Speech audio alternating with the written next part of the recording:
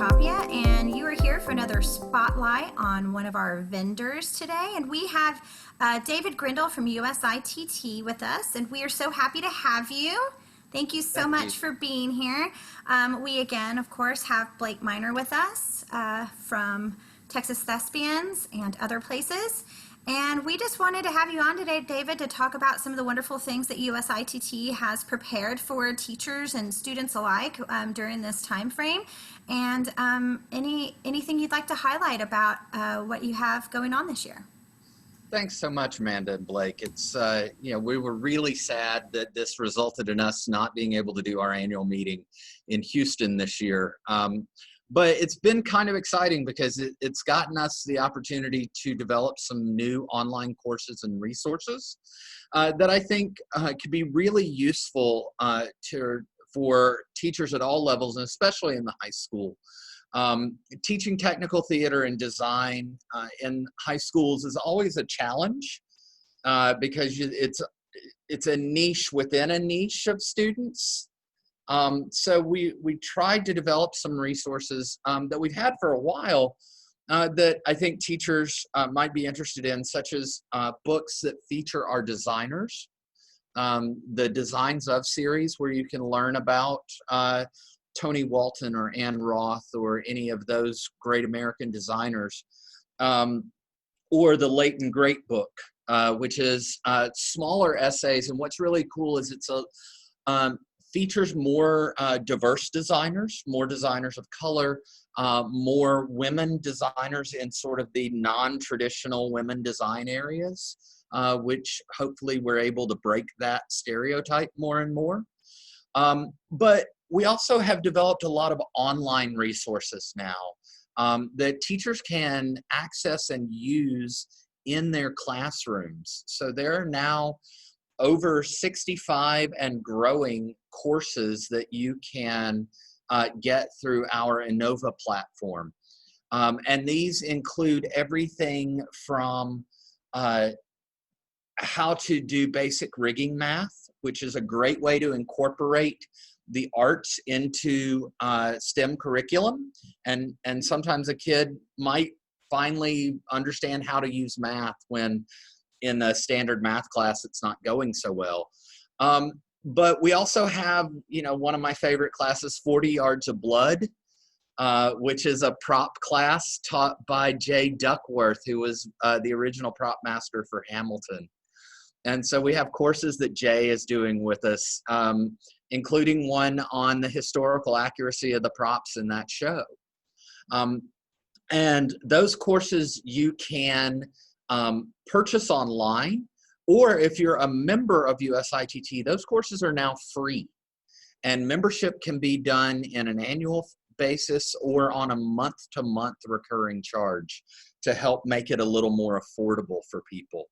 It's down to $11 a month for a individual to be a member of USITT. And when you figure that one online course, which is reasonable at $10, for $11, you have the entire catalog all the time accessible to you. We also have some really cool courses that you can do in person that will be added to the online library, looking at touring productions when you might want to add that in there. We also have a 3-course series coming up on online production, where people who have successfully already taken their shows online from 2 different universities are going to take us through, and one week we're going to talk about the technology and how they used it, because they used it in 2 very different ways. Another week we're going to talk about the varying roles and what does it mean to be a designer, a technician, or a performer or director. And then the last week, what did they learn about the process?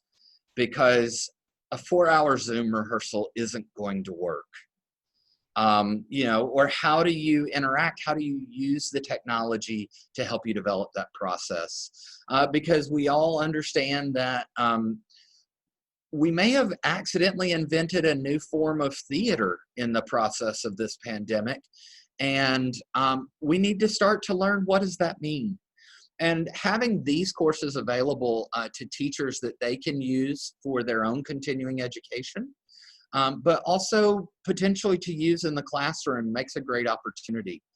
I will also share that in the coming weeks, you're going to hear from Educational Theater Association and us for schools that use the CTE system to fund their technical theater education. We have partnered with industry people to develop the exam you need to unlock some of that CTE funding, and we're going to start looking for pilot schools. So you need to be on the lookout for that, because if you're interested in that, we'll have some information sessions in the summer on how you can be part of the pilot that will launch this coming year. That raised my eyebrows. That's for sure. So I had a question about the future. So there is all over your page, even on the education and training page, there is a call for proposals for the Columbus convention. I was about to say festival because I'm used to that as a thespian. That's all good. Yeah, but March 10th through 13th of 2021. Yes. And the proposals are probably you're going to want people to be in person and such. Is there going to be an adjustment to maybe use this as a positive and create some of these online platforms for people that are maybe in London and want to teach a course or something to that effect? There are those opportunities. Thanks, Blake. We are very much hoping that we will all be able to be back together as a design tech community in Columbus in March of 2021. But we also know that there's an opportunity here simply because it's Tech Week somewhere. I always get, the complaint, why did you have it that week? I'm in tech. And we don't really do that personally. But one of the things this online environment has allowed us to do is to make sure that we can begin to capture that. You will notice, though, that if people have ideas for sessions that they maybe want to do wholly online and not wait, there's also submit a webinar. And that idea comes through, and Christine Troscher, our Director of Education and Training, gets those submissions, and we can begin to work on education, because our online learning will now be throughout the year. Every week, something will be there for people in some format to learn about technical theater. I think another resource that is free to everyone and is continuing to grow is that we're starting to collate all these various reopening guides. Many of them are talking about public spaces, but they're not talking about the working space of the theater directly. And so we're starting to grab and go, well, if they're talking about cleaning this and this way, you can use it similar to prepare that. And even this summer, we're going to start having more classes about teaching design tech online. And also, how are we going to safely start redoing some things? What are the new ways a costume fitting is going to work? How are we going to safely work in our scene shops? And those are the kinds of things that we're constantly developing. And what's really great is the turnaround on them is becoming faster, so that they can be really relevant and accessible to people, as all of our lives are changing every day and what the new rules are going to be. Sure. No, I think that's wonderful. I think, sometimes our administrators don't know what to do with us. And I'm talking about on a campus level. Yeah. Right. And so I think our fine arts team really does have a good idea of what the theater needs, but a lot of our home campuses are asking and coming to us as theater directors and saying, what do you think this might need to look like?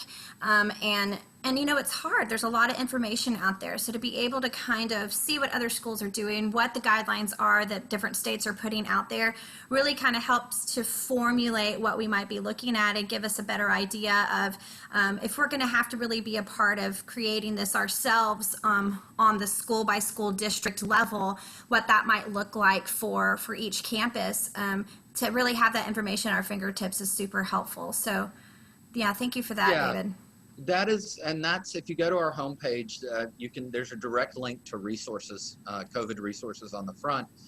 And it is true, everyone's facing it because people want our businesses to open, and they think about the way the public is going to interact, and they don't think about necessarily all of the other interactions that are going on.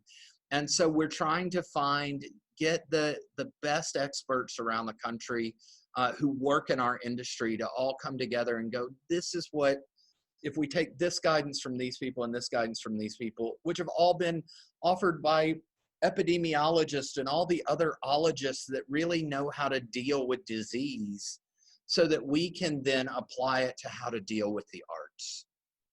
Awesome. Well, David, we're just so happy to have you on, and I hope you feel comfortable reaching back out to us when anything else comes about, or we would love to hear about it from you and have the opportunity, instead of just posting something, to actually have your face and a conversation on a platform where people can really get to know you guys and put a face to the name, as they say. So thank you so much for being with us today, Thank you, David.